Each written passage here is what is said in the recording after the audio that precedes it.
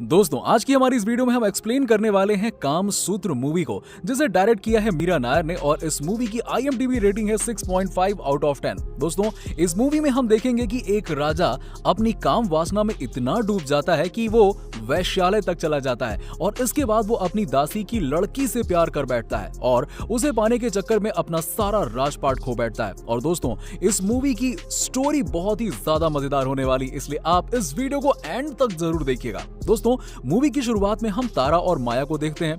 तारा जो कि एक राजकुमारी है और माया एक दासी की बेटी है, फिर भी ये दोनों बेस्ट फ्रेंड्स हैं। और इधर हम एक औरत को देखते हैं, रसा देवी को, जो कि लड़कियों को डांस और प्यार के बारे में सिखाती हैं।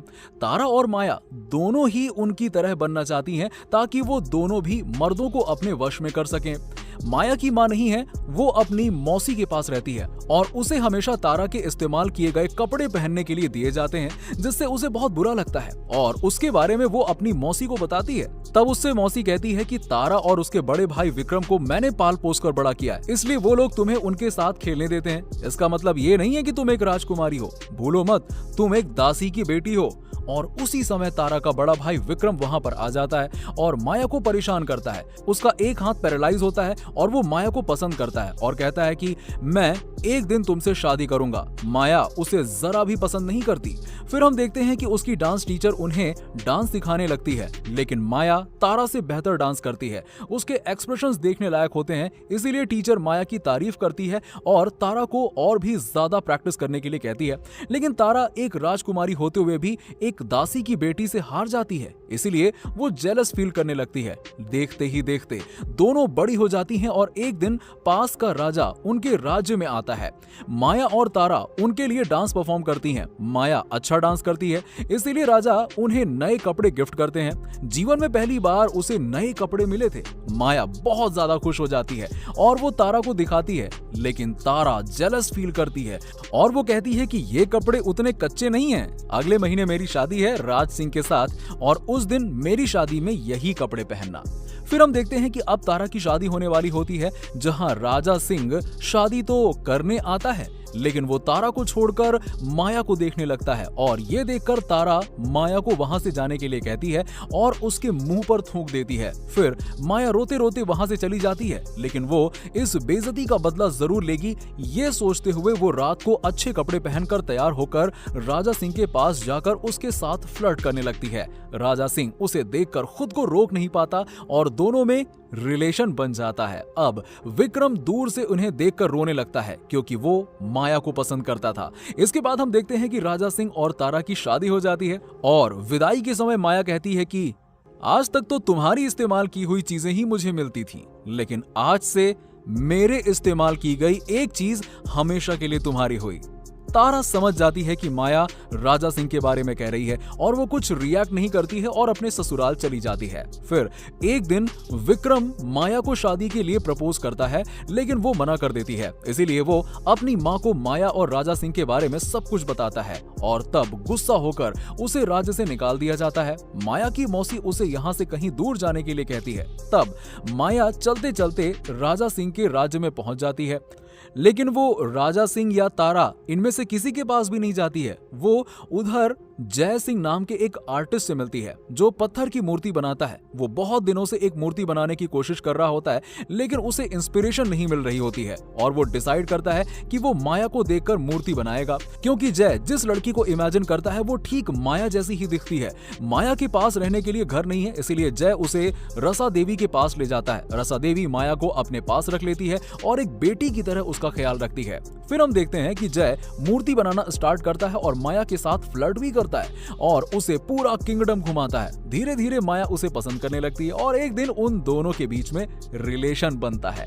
अब जय अपने काम में कंसंट्रेट नहीं कर पा रहा था, हर तरफ उसे माया ही माया दिखाई देती थी, इसीलिए वो माया से ब्रेकअप कर लेता है। फिर माया उसे समझाने की कोशिश करती है, लेकिन वो नहीं समझता। तब माया रोते रोते रसा देवी के पास चली जाती है और फिर वो उनसे ट्रेनिंग लेनी शुरू कर देती है। दूसरी तरफ जय उस मूर्ति को पूरा कर लेता है। फिर राजा सिंह उसे देखकर पागल हो जाता जाता है। उसे ये मूर्ति बहुत पसंद आती है। फिर वो पूछता है कि ये मूर्ति तुमने किसे देखकर बनाई है। फिर जय कहता है कि कुछ दिन पहले हमारे यहाँ एक लड़की आई थी, उसे देखकर बनाई है, लेकिन वो अब यहाँ नहीं है, वो कहीं और चली गई। लेकिन राजा सिंह इतनी आसानी से उसे नहीं छोड़ने वाला, उसे तो बस ये लड़की ही चाहिए थी। इसीलिए वो अपने पूरे राज्य में अनाउंस करवा देता है कि जो इस लड़की का पता लगाएगा उसे इनाम मिलेगा। जय सिंह को अपनी गलती का एहसास होता है और वो माया से मिलने रसा देवी के घर जाता है, लेकिन माया उससे नाराज थी, इसीलिए वो उससे मिलने के लिए मना कर देती है।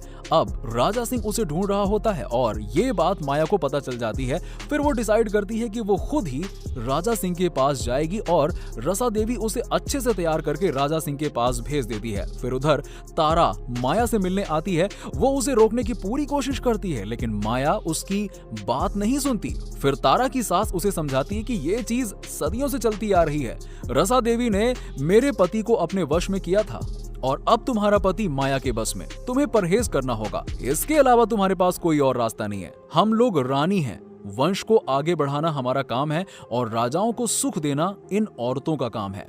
दूसरी तरफ राजा सिंह के कैरेक्टर के बारे में बात करें तो उसे अपने किंगडम की कोई परवाह नहीं होती है, उसे तो बस लड़कियों में इंटरेस्ट होता है। वो दिन भर नशा करता रहता है और उसका दुश्मन शाह उस पर हमला करने वाला है। ये बात वजीर आकर उसे बताता है और वो उस पर ध्यान नहीं देता और वो तो माया से मिलने चला जाता है। उसे देखकर वो पहचान जाता है कि शादी के दिन वो इसी से मिला था। फिर इन दोनों में सब कुछ हो जाता है। अब हम अगले दिन देखते हैं कि राजा सिंह और जय के बीच एक रेसलिंग कंपटीशन होता है, जिसमें जय जीत जाता है और राजा सिंह उसकी तारीफ करता है, लेकिन साथ ही में जय से ये भी कहता है कि अगर जय ने उसे फिर से हराया तो इसका अंजाम बहुत बुरा होगा।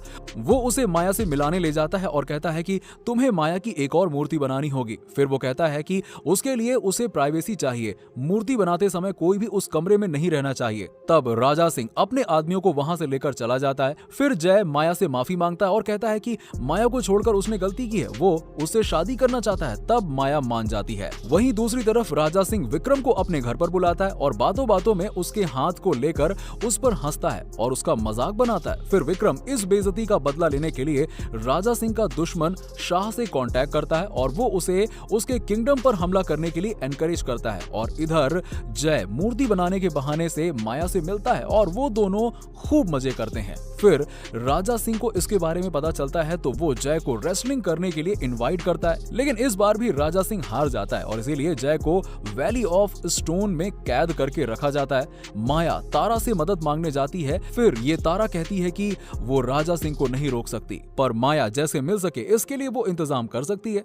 माया राजी हो जाती है और अगले दिन डॉक्टर की मदद से वो जय से मिलने जाती है और वो जय से कहती है कि हम दोनों यहाँ से कहीं दूर भाग जाएंगे और उधर जाकर हम दोनों शादी कर लेंगे। अब रात में वो राजा सिंह के पास जाकर कहती है कि वो उसकी हर बात मानेगी, बदले में वो चाहती है कि वो जय को छोड़ दे। लेकिन राजा सिंह समझ जाता है कि माया झूठ बोल रही है और वो कहता है कि मैं कल ही जय को कुचलवा दूंगा। और ठीक ऐसा ही होता है, जय को हाथी से कुचलवा कर मरवा दिया जाता है और वो माया ये सब देख लेती है और कुछ नहीं कर पाती है। और वहीं दूसरी तरफ शाह उसके महल पर हमला करने आ जाता है और फिर राजा को खत्म कर देता है। और फिर से हम माया को देखते हैं जो अपने प्यार को खो चुकी है। अब यहाँ पर उसके लिए कुछ भी नहीं बचा होता है, इसीलिए वो यहाँ से अब दूर जाने लगती है। तो दोस्तों इसी के साथ ये मूवी यहाँ पर खत्म हो जाती है। तो दोस्तों आपको मूवी